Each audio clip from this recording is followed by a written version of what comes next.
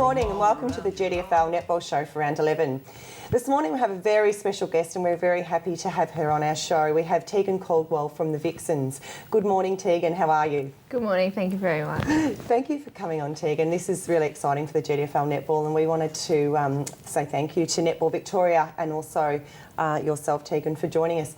So we've got some questions that we're going to ask Teagan, and we've also got Donna, who'll be sitting on the panel with us this morning. Good morning, Donna. Good morning, Madge. How are you? I'm good. How are you? Good, thanks. Missing in action last week. Yes, well, you know, we always have to have a rest, don't we, Madge? We do.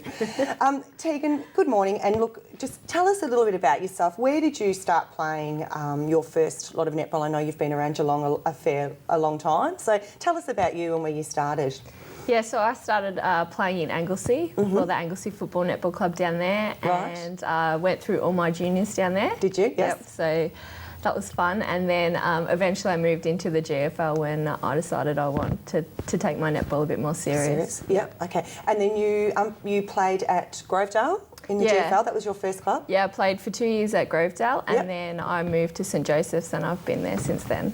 Okay, so you still are associated with St Joey's, and then you, Okay, so also tell us a little bit about training and things that you do. Obviously, you're doing a fair bit of work with the Vixens, and so tell us about training and what some of the things that you do with your training so the girls can know. Yeah, well, we train about 5 to 6 times a week sometimes. Wow, girls, did you hear that? Yeah, Aniki, did you hear that? Not one night, 5 nights a week. So I guess in saying that, that's one of my questions was, how did you get where you are today? Obviously the training has had a fair bit to do with it and your junior years. Tell us how you got to the Vixens. Yeah, for sure. So I just started playing in the GFL, obviously, and then I was playing for my school at the Waverley tournament. Right. So that's in the school holidays, so I went up for a week and played there. Yes. And without knowing, there was people from Netball Victoria there. And watching you? Yes, watching. They were. And they approached me at the end and asked me to start trialling for the state teams. What age was that at Teagan? Yeah. Like, what ages did this progression happen? Yeah, so I was in year 12, so I was 18. So it was only in 06 that this started. So I didn't make any of the under 17s or under 19 state teams. My first year was under 21.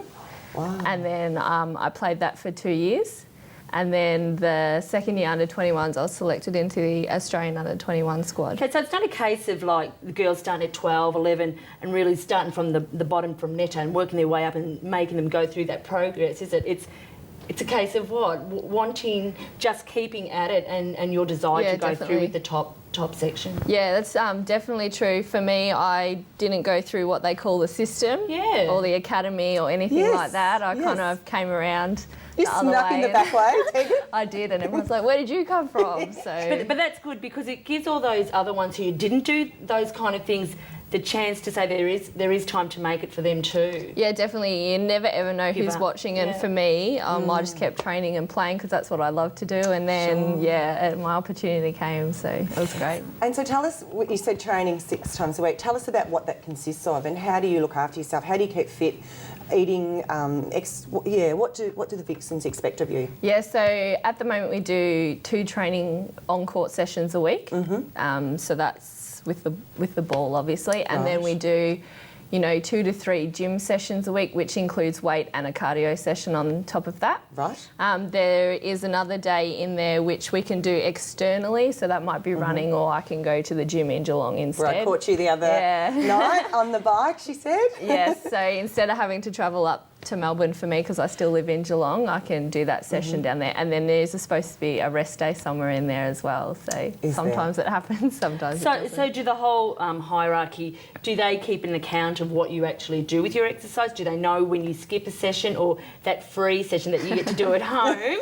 Do they know if you miss that, or do they actually keep up with everything? Yeah, well, at the moment we do what we call a VCP. So it's where we log, it's a program where we log what we've done training wise and how we're feeling, what injuries we've got, so they can keep a record on how everyone's going. So obviously this year they brought it in, so we had to do it every session, so obviously they will notice if we don't send one through. But sometimes there's been glitches, so you can sometimes get away with it. But you're only cheating yourself if you do that and your other team. So you don't want to do that to the girls, so everyone puts in what they. And that's especially when there's always someone knocking at the door to enter the team and to get onto your position. So yeah, exactly. You never know. Well aware of that. Yeah, when you can lose use it. Yeah. Exactly. Now tell us, what do you do do you work as well? So what do you do for work, and how do you balance that, what you do with, your netball and also with work? Is that difficult?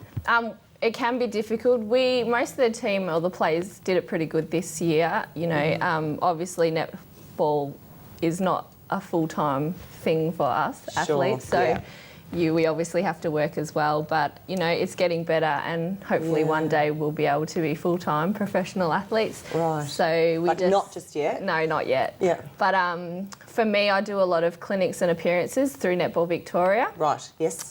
So they always shoot us 3 emails and ask us when we're available, and if we can do it, then we'll That's go like the game of the month, because we had the game of the month last year, which was awesome. Yeah, we had another one this year, so that's what you do. Yep.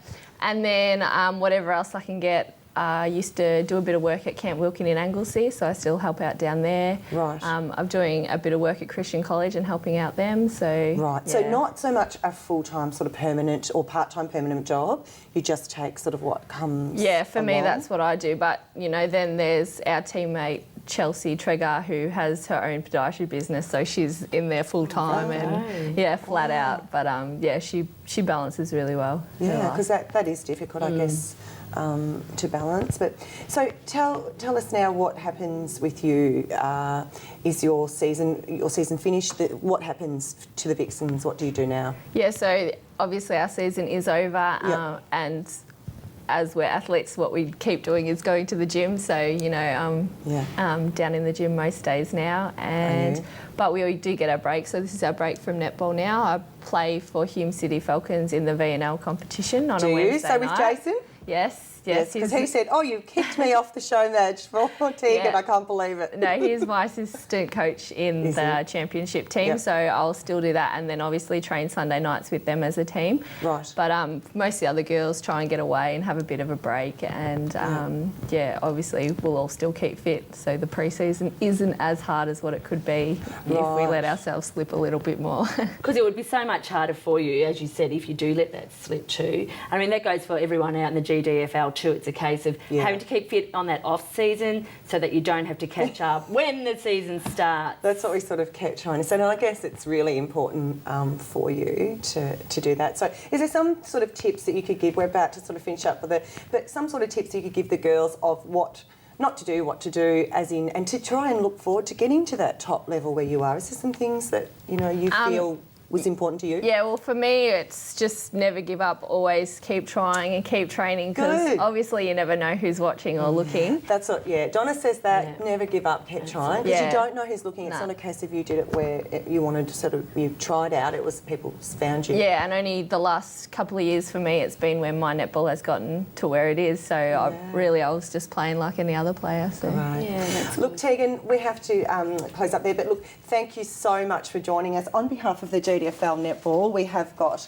a gift from you for coming in. Thank you so much. No You've worries. been just beautiful. Thanks, and I thought they were for me, Madge, for coming back this week.